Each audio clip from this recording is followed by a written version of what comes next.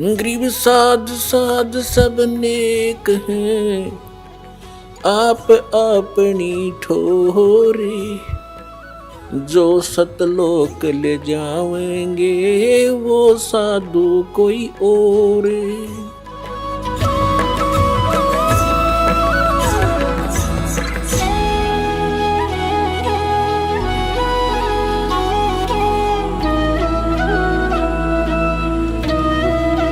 जैसे त्योहार आते हैं, कोई बात हुई, वो व्रत के खर्चे, ये त्योहार मनाते हैं दिवाली का, दीपावली, ये किस लिए मनाते हैं कि भगवान श्री राम सीता जी को लेकर घर लौटे थे।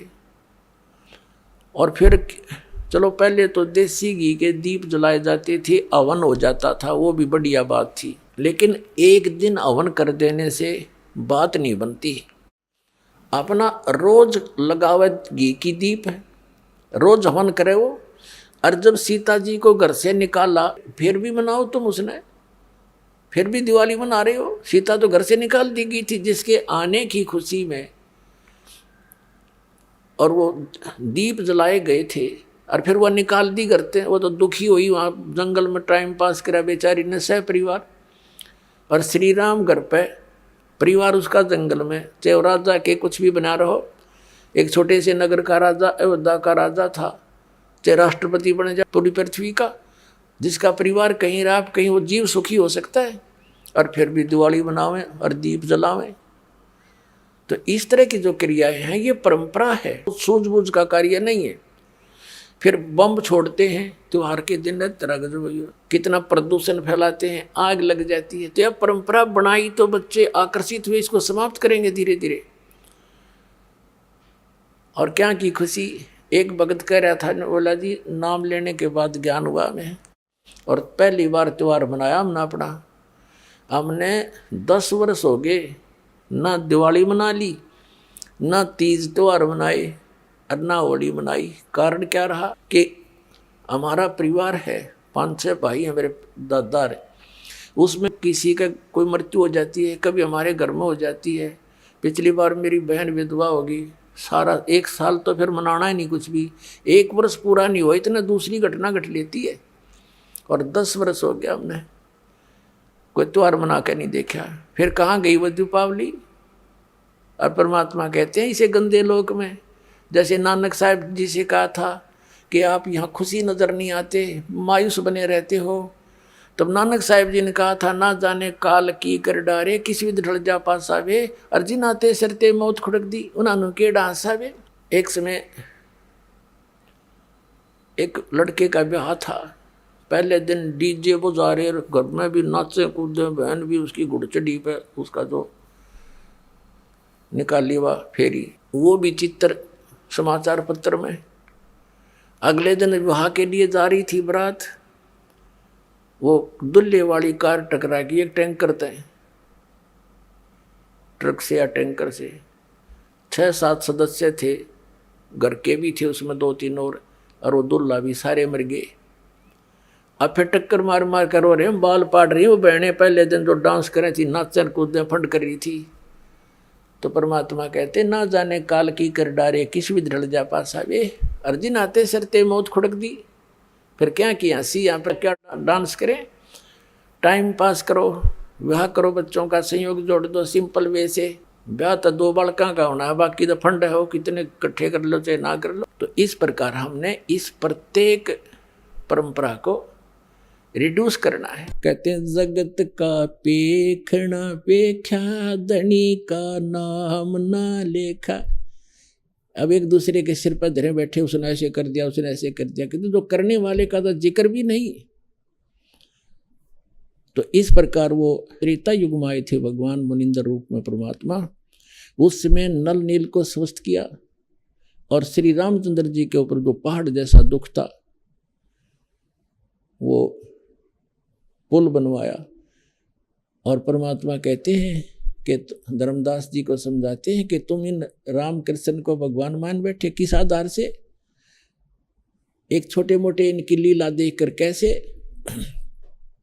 कि श्री कृष्ण जी को तुमने राम मान लिया, भगवान मान लिया, कि उसने गोवर्धन पर्वत उठा लिया, गिरिराज बोलो जिसने।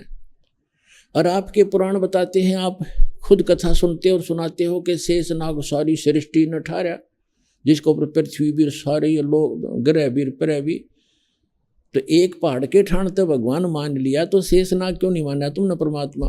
और फिर आप ये भी कथा सुनते हो श्री राम के उसमें कि द्रोणागिरी उठा कर ले आए भगवान ये हनुमान जी द्रोणागिरी उठा ले, तो इनमें भगवान हनुमान भगवान क्यों नहीं? क्या बताते हैं कि गोवर्धन श्री कृष्ण धारो और द्रोणगिरी हनुमंते, शेष नाग सब सृष्टि उठारा, इनमें कौन भगवंते।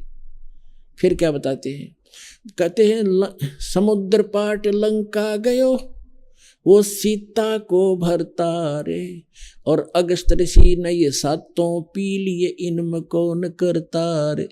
एक अगस्त ऋषि वे हैं जिनमें ऐसी सिद्धि थी कि उन्होंने एक घूंट में सातों समुद्रों को पी लिया था, खत्म खाली कर दिया था इसको, फिर प्रार्थना करी तो वापस उसको छोड़ा था। तो परमात्मा कहते हैं तुम मानते हो कि श्री रामचंद्र जी ने समुद्र पर पुल बना लिया इसलिए भगवान मान लिया।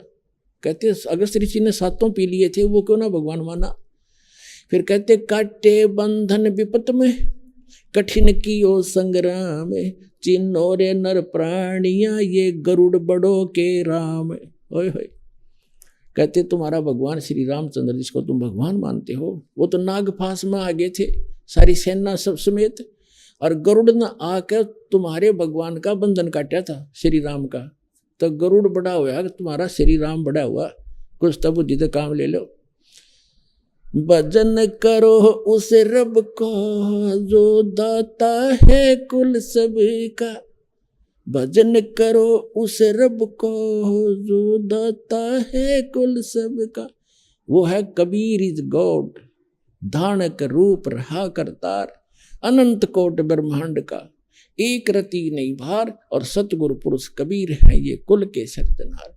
हम सुल्तानी नानक तारे दादू को उपदेश दिया, जात जुलाहा भेद नहीं पाया, वो काशी माए कबीर हो। बोलो सतगुरुदेव।